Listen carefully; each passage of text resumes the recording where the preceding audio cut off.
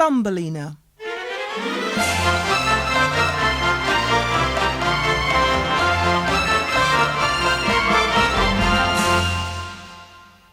Once upon a time, there was a woman who longed to have a little girl of her own, to love and care for. As time passed and she had no children, she became very sad.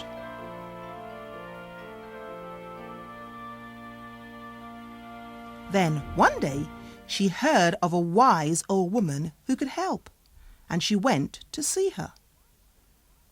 The wise old woman smiled. "Take this tiny seed and plant it in a flower pot," she said, "and you will have your little girl."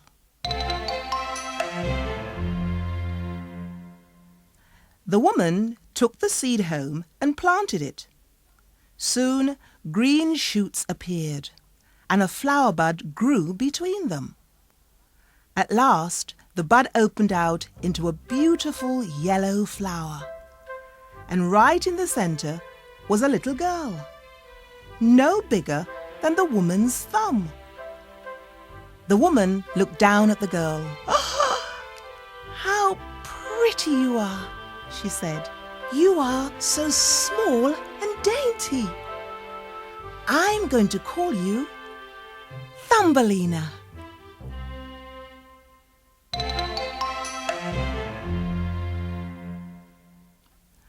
The woman was happy to have a little girl at last, and she took good care of Thumbelina. Thumbelina was happy too.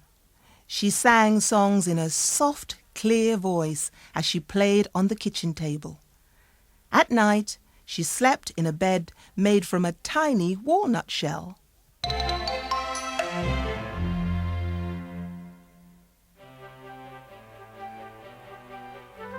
Then one day, a big toad heard Thumbelina's singing and hopped in through the window. "What a pretty wife you would make for my son," she said, and she carried Thumbelina away to the stream where she lived. The toad left the tiny girl all alone on a lily leaf and went off to find her son. Thumbelina didn't want to marry an ugly toad at all, but she didn't know how she could escape.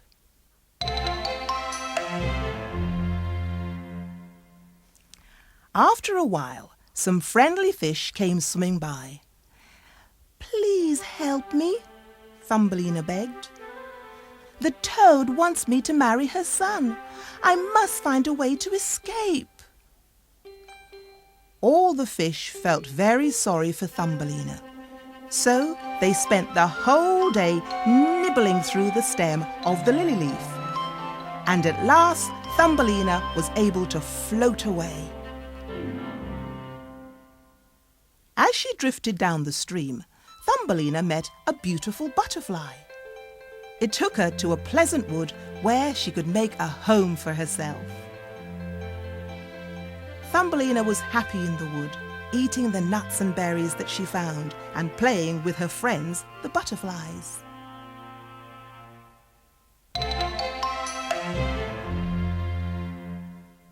But soon the days grew colder.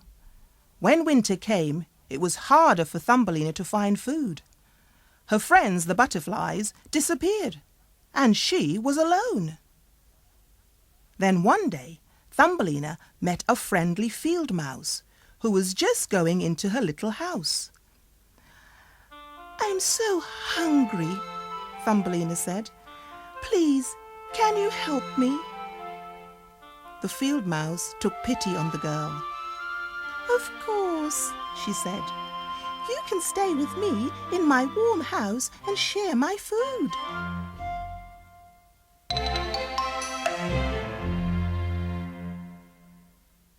Thumbelina lived happily with the field mouse for a long time.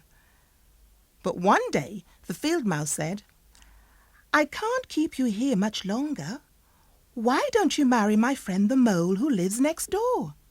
He has a much bigger house than mine, and he will look after you next winter."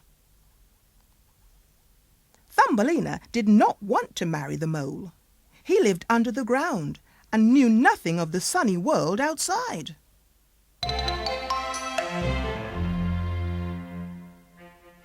Next day, the mole visited Thumbelina. Please come and see where I live, he said.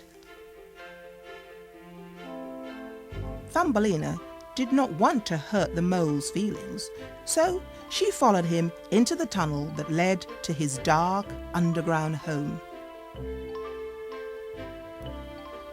Be careful, said the mole. There is a dead bird just here.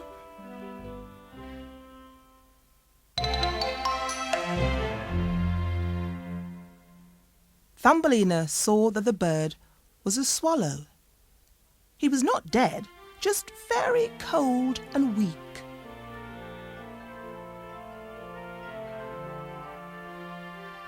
Thumbelina felt sorry for the swallow. She covered him with dried leaves and grass to keep him warm.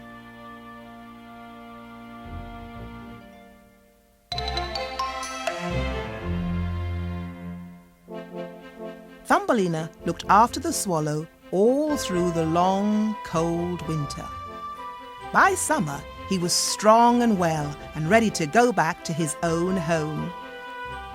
Thumbelina said goodbye to the swallow as he flew off with his friends. She was happy that he was well, but she knew that she would miss him. And she was sad to think that before the next winter came, she would have to marry the mole and live underground.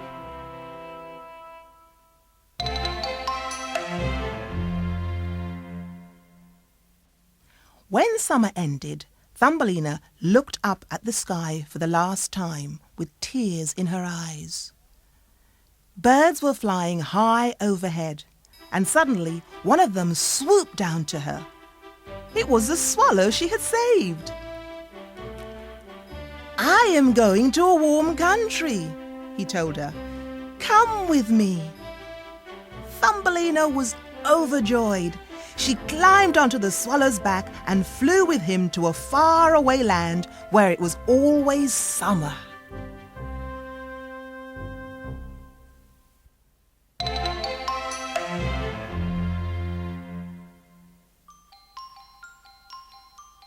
This land was full of flowers, and inside every one lived a tiny person just like Thumbelina. "We are the flower people," they said, "and this is your true home. We will call you Maya."